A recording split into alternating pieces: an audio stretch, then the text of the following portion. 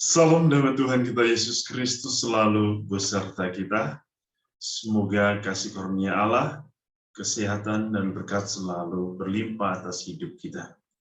Saudara-saudari yang dikasihi Tuhan, kita berjumpa kembali dalam renungan harian Santapan Jiwaku, dan hari ini kita semua diundang untuk bersama-sama mendengarkan firman Tuhan yang akan kita dengar dari Injil Markus bab 10 ayat 28 sampai 31. Mari kita semua diundang untuk mendengarkan firman Tuhan. Inilah Injil suci menurut Markus. Berkatalah Petrus kepada Yesus, "Kami ini telah meninggalkan segala sesuatu dan mengikut Engkau." Jawab Yesus, "Aku berkata kepadamu, sesungguhnya setiap orang yang karena aku dan karena Injil meninggalkan rumahnya, saudaranya laki-laki dan saudaranya perempuan, ibunya atau bapaknya, anak-anaknya atau ladangnya, orang itu sekarang pada masa ini juga akan menerima kembali 100 kali lipat. Rumah, saudara laki-laki, saudara perempuan, ibu, anak, dan ladang, sekalipun disertai berbagai penganiayaan, dan pada zaman yang akan datang ia akan menerima hidup yang kekal.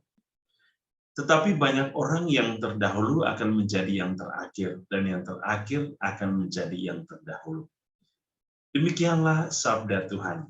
Terpujilah Kristus. Saudara-saudari yang dikasihi Tuhan, Yesus hari ini memberikan kita suatu gambaran atau suatu pandangan bagaimana orang-orang yang telah mengikutinya.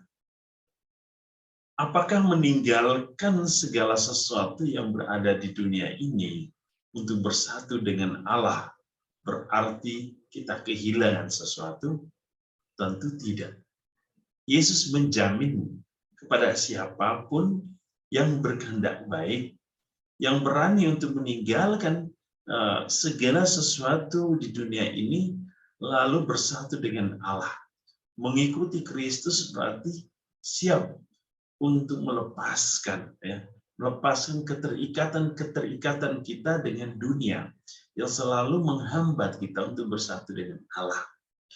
Maka Yesus hari ini tentu memberikan suatu pandangan kepada kita bahwa Allah menjamin setiap orang yang ingin mengikutinya dengan tulus. Lalu mengikuti Yesus itu seperti apa?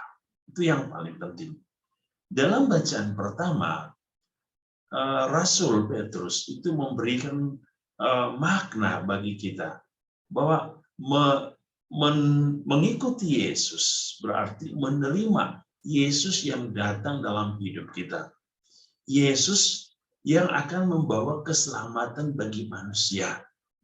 Santo Petrus bahkan mengingatkan bahwa kita ini adalah anak-anak Allah. Maka sebagai anak-anak Allah yang telah mengikutinya, hiduplah sebagai anak-anak yang taat. Jangan menuruti suatu nafsu atau kebodohan-kebodohan dalam diri kita. Tetapi hendaklah kita diundang untuk menjadi bagian dari diri Kristus sendiri, yaitu hidup di dalam kekudusan selama kita hidup di dunia ini. Dan Petrus mengingatkan kita bahwa menjadi murid Tuhan, menjadi bagian dari putra-putri Allah, maka hendaklah kita hidup itu sesuai dan dituntun oleh Roh Allah itu sendiri.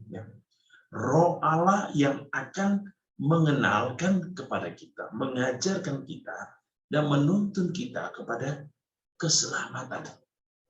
Sebab itu, kita diingatkan bahwa sebagai putra-putri Allah, kita harus berwaspada,